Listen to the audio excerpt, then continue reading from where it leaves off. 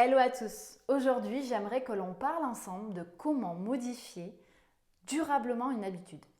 L'être humain, comme indiqué dans mes dernières vidéos, préfère éviter la douleur que d'être sur le plaisir à long terme.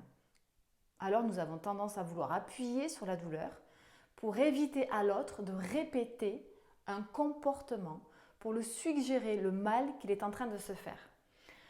Cela fonctionne pour certains, oui, mais bien sûr pas sur d'autres. C'est le cas par exemple des images qui ont été rajoutées sur les paquets de cigarettes qui tendent à heurter et à ramener vers la douleur éprouvée si on continuait de fumer.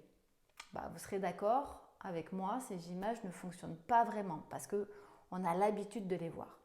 Alors pourquoi et comment pouvons-nous faire? La vraie question d'aujourd'hui. Je suis Marie, bienvenue pour ce moment entre nous.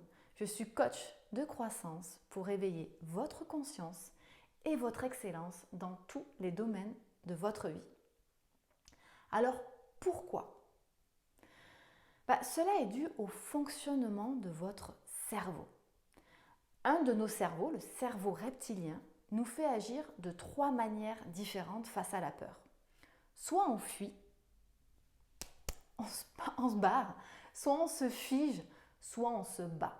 Et se battre n'est pas donc la seule option face à la peur ou à la douleur.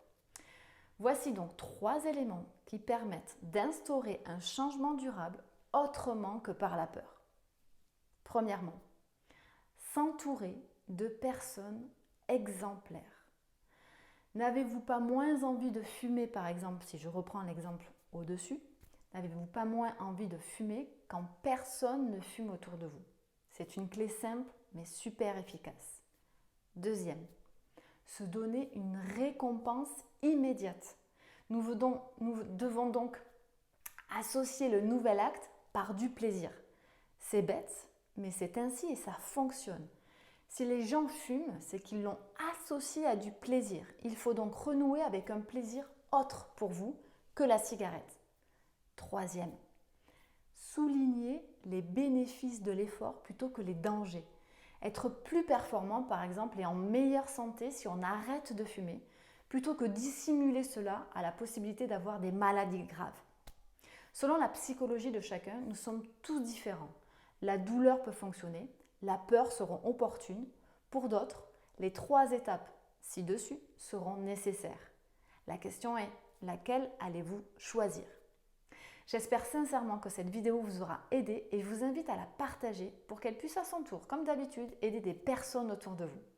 Je vous invite aussi à vous abonner à ma chaîne YouTube où vous aurez accès à toutes mes vidéos. Et le challenge, vous le connaissez, mais c'est une vidéo par jour à 18h pendant au moins 90 jours.